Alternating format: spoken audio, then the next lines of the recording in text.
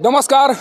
सासाराम संसदीय निर्वाचन क्षेत्र से इंडिया गठबंधन के प्रत्याशी के तौर पर चुनाव लड़ रहे मनोज राम के दुखती रगों पर भाजपा के द्वारा हाथ रख दिया गया है। भाजपा के द्वारा कथित तौर पर उनके द्वारा कराए जा रहे धर्म परिवर्तन का मुद्दा बना लिया गया है और लोगों को समझाने का प्रयास चल रहा है कि अगर मनोज राम यहाँ का सांसद बनते हैं तो उनके धर्म पर संकट उत्पन्न हो जाएगा, उनके द्वारा धर्म परिवर्तन का कार्य तेज कर दिया जाएगा।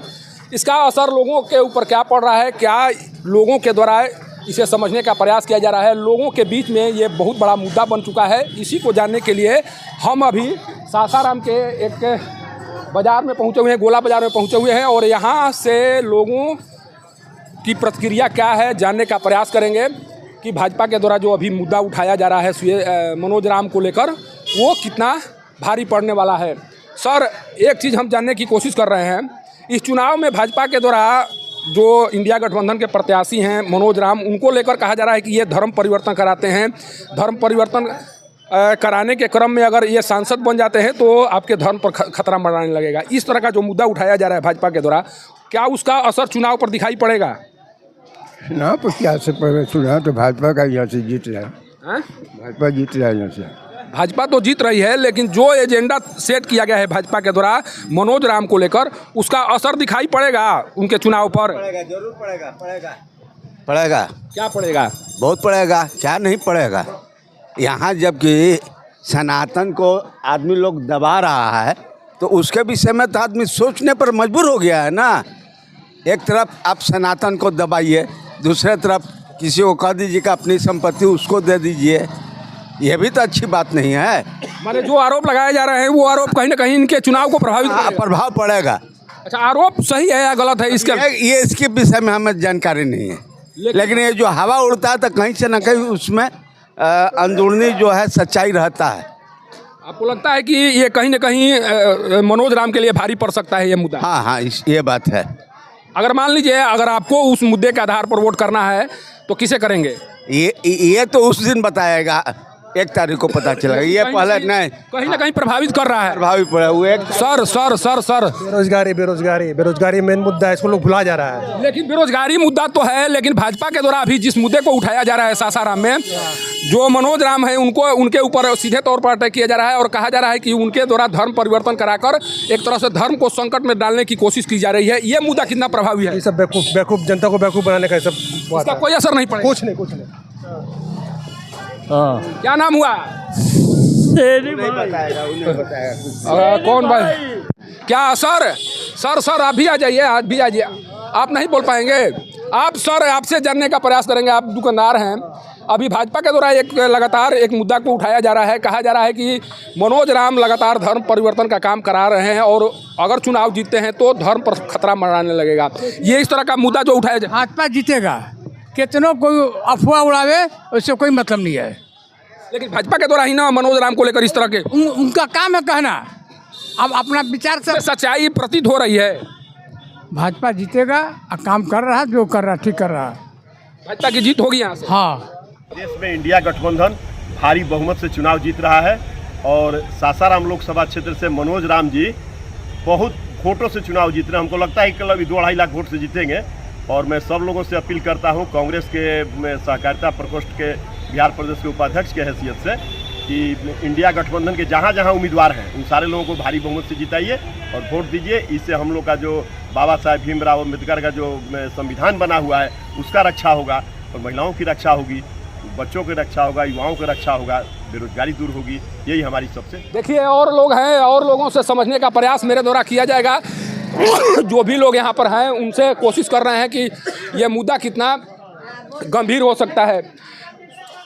सर, आप खड़े हैं, आप भी बताते चलिए क्या होगा इस बार सासाराम में? शिवेश कुमार आएंगे। भाजपा के प्रत्याशी आएंगे। लेकिन भाजपा के द्वारा ये एक मुद्दा छेड़ दिया गया है मनोज राम को लेकर, कहा जा रहा है कि उनके द्वारा धर्म परिवर्तन कराया जाता है। इसका असर कितना पड़ेगा चुनाव पर? इसके बारे में तो हम लोग ज़्यादा नहीं जान सकते हैं। अगर मान लीजिए इस तरह का काम उनके द्वारा कराया जाता हो, जिस तरह से भाजपा के द्वारा कहा जा रहा है, अगर इस तरह का काम उनके द्वारा कराया जा रहा होगा तो ये कितना खतरा है लोगों के लिए? बहुत खतरा है, धर्म के लिए तो बहुत खतरा है। खतरा है? जरूर है। आप ऐसे प्रत्याशी को जिताना चाहेंगे? हाँ, जो धर्म का रक्षा करे। जो धर्म परिवर्तन कराए उसको जिताना चाहेंगे? उसको नहीं करेंगे, उसको किस तरह से करेंगे हम लोग, उसको किस लिए करेंगे? बाबा भी है, बाबा आप भी आ जाइए कुछ। अरे तो बोलने में तबीयत की क्या ज़रूरत है, तबीयत भैया हैं। अच्छा नमस्कार सर, हम ये जानने की कोशिश कर रहे हैं अभी जो चुनाव का माहौल बना हुआ है, इस माहौल में भाजपा के द्वारा एक नया एजेंडा सेट कर दिया गया है। कहा जा रहा है कि जो मनोज राम है उनके द्वारा धर्म परिवर्तन कराया जा रहा है और धर्म परिवर्तन कराने के दौर में अगर वो सांसद बनते हैं तो धर्म पर खतरा मंडराने लगेगा। ये जो एजेंडा सेट किया गया है इसका असर चुनाव में दिखाई पड़ेगा? पहले मैं आपको बता दूं कि जनता को इन मुद्दों से बहुत ज़्यादा फर्क नहीं पड़ता है। जनता चाहती है कि अगर मैं व्यवसायी हूं तो मेरे को सुरक्षा मिले, अगर हमारे बच्चे बाहर जा रहे हैं तो उसको अच्छी सड़क मिले, शिक्षा मिले, स्वास्थ्य मिले। वो ज़माना लग गया जब हम धर्म के आधार पे बहुत कुछ चुनावी रणनीति तय करते थे।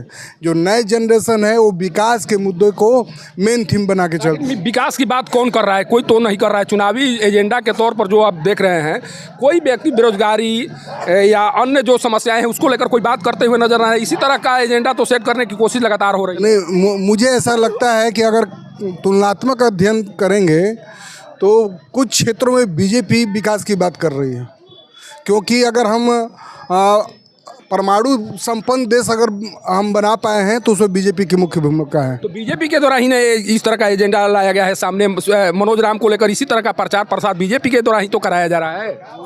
उस क्षेत्र में हम कुछ नहीं बोल पाएंगे बॉस। अगर मान लीजिए इसमें सच्चाई हो, जो कहा जा रहा है बीजेपी के द्वारा, अगर उसमें सच्चाई हो तो ये कितना ये गंभीर मामला है? नहीं, निश्चित ही कि अगर इस तरह की बातें हैं तो ये निंदनीय भी हैं, चिंतनीय भी हैं, और इसका नेचुरली इम्पैक्ट पूरे समाज में पड़ना पड़ेगा। देखिए बहुत बढ़िया बात, बहुत सही तरीके और सटीक तरीके से कही जा रही है बात कि अगर इसमें सच्चाई है तो ये मामला गंभीर है, निंदनीय है, इसकी निंदा भी होनी चाहिए। सर आप भी खड़ा है और आपको इस बार से धन्यवाद, आपको मेरी ओर से धन्यवाद कि इतने जागरूक और जुझारू और कर्मठ व्यक्तित्व के हैं कि मुझे तो लगता है कि दो शब्द आपके लिए ज़रूर कहूँगा कि ये हुनर, ये रहनुमाई, ऐसी सादगी की कैफियत नहीं देखी। ये हुनर, ये रहनुमाई, ऐसी सादगी की कैफियत नहीं देखी। किरदार तो बहुत देखे हैं ज़माने में साहब, लेकिन आप जैसी शख्सियत नहीं देखी, शख्सियत नहीं। Thank you sir, thank you sir, thank you. अच्छा आपको क्या लग रहा है इस बार कौन सांसद बनेगा? सासाराम का प्रतिनिधित्व तो कौन करेगा? भाजपा के द्वारा लगातार कहा जा रहा है कि मनोज राम लगातार धर्म परिवर्तन का कार्य कर रहे हैं कि कुल धन बटोर करा दिया, कुल राहुल के कुल चल जाए विदेश में पैसा है। तो आप तो मानिए कि 60 साल से राज किया, विकास कौन किया है? कोई दिखा दे विकास, खाली झूठों को फू फा करने से होगा। लेकिन अगर मान लीजिए मनोज राम को लेकर जो बातें कही जा रही है उसमें सच्चाई हो तो यह कितना गंभीर मामला हो सकता है? फिर कुछ नहीं, भाजपा के आगे सब जीरो है। धर्म परिवर्तन का मुद्दा कोई गंभीर मामला नहीं है। सब ठीक है, सब सिर्फ कमल छाप को हम लोग को कमल छाप चाहिए। कमल छाप चाहिए? कमल छाप। आपको क्या चाहिए? कमल छाप। कमल छाप? क्यों? BJP, only BJP. तो आप तो युवा हैं, लोग कह रहे हैं कि युवाओं के लिए कुछ नहीं किए हैं मोदी जी। बहुत कुछ किए हैं। बहुत कुछ किए हैं, जैसे रोजगार को लेकर क्या किया है? रोजगार तो आज 70 साल से पहले भी नहीं था, अभी भी है, कुछ है दिए हैं, ऐसा नहीं है कि बिना रोजगार है।